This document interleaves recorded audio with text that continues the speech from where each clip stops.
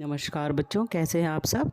आज हम कक्षा 7 विज्ञान भारती अभ्यास कार्य पुस्तिका में इकाई नंबर 3 पदार्थ की संरचना एवं प्रकृति के बारे में करेंगे। तो आप लोग अपनी वर्कबुक निकाल लीजिए बच्चों, फिर हम इसको हल करते हैं। पहला प्रश्न है बच्चों, जिस लकड़ी की मेज पर तुम बैठते हो वह क्या है? क्या वह पदार्थ है? पदार्थ वह होता है जो स्थान घेरता है, जिसमें भार होता है और जिसका अनुभव हम अपनी इंद्रियों नाक, त्वचा, जीभ, आँख, कान द्वारा कर सकते हैं। पदार्थ की 3 अवस्थाएं होती हैं, ये आप सभी को पता है, ठोस, द्रव और गैस।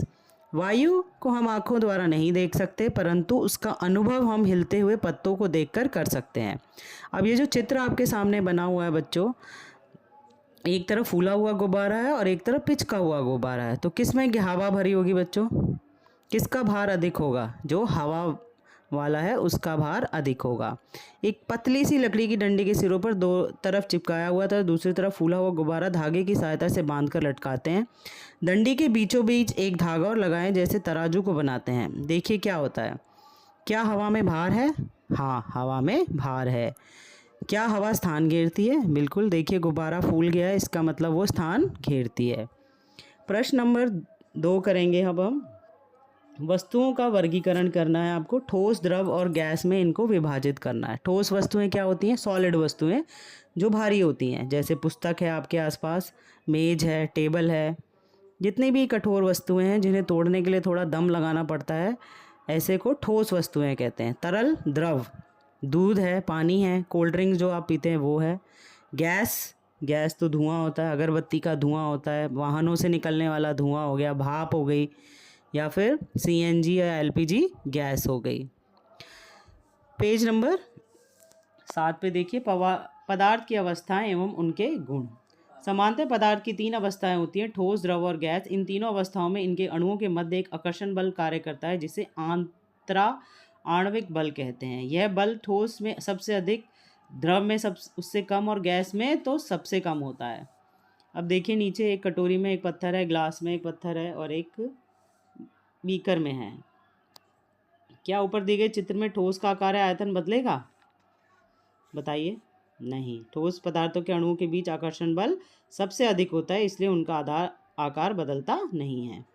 फिर देखिए ब में, देखिए जिसमें पानी डाला है वैसा ही उसकी आकार हो गया है। जैसे पानी को हम कटोरी में डालते तो कटोरी जैसा हो जाता है, ग्लास में डालेंगे तो ग्लास जैसा हो जाएगा।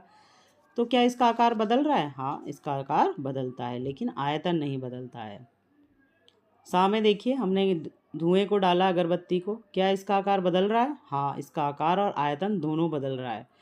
गैस में अणुओं के बीच आकर्षण बल नगण्य सबसे कम होता है, जिससे इसके कण पूरी तरह स्वतंत्र होकर फैलते हैं, इसलिए गैस का आकार और आयतन दोनों अनिश्चित होते हैं। अब पेज नंबर 8 पे आ जाइए। अब देखिए प्रश्न नंबर 4, बिंदियाँ चिपकानी है आपको। आपके घर में जो आपकी मम्मियों की बिंदियाँ होती हैं उसकी सहायता से।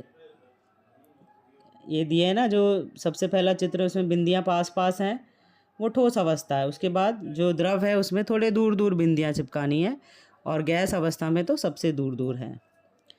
प्रश्न नंबर 5 करते हैं, अणु और परमाणुओं से संबंधित प्रश्न। ऊपर देखिए आपको चित्र दिया है, पिंक कलर के बॉक्स, पिंक बिंदियाँ बनाई हैं, रेड कलर में 2 आपस में जुड़ी हुई हैं। तीसरे सी में देखिए 3 आपस में जुड़े हुए हैं और एक बीच में छोटा सा ग्रीन कलर है आपका दिख रहा है, 3 बिंदियाँ ग्रीन कलर की और एक छोटा सा उसमें ब्राउन कलर का है। डी में देखिए सब अलग अलग हैं, पिंक भी आ गया है, रेड भी आ गई बिंदी, इसमें ग्रीन बिंदियाँ भी आ गई हैं। तो ये मिश्रण हो गया, तत्व एवं यौगिक का मिश्रण हो गया। ए क्या था? हमारा तत्व था, बी हमारा अणु था और सी हमारे किसी यौगिक के अणु। अब देखिए चित्र, प्रश्न पढ़ते हैं। ऊपर दिए चित्रों में कौन सा चित्र H2 का है? H2 मतलब जिसमें 2 अणु हैं, तो बी वाला है। NH3, N एक है और H उसमें 3 लगे हुए हैं, तो सी हो गया। नीचे दिए गए चित्रों के अणुओं को देखकर बॉक्स में उनका फॉर्मूला लिखिए। पेज नंबर 9 पे आइए बच्चों। ये देखिए पहला चित्र में O बड़ा सा है और H 2 है, तो इसका बनेगा H2O यानी जल।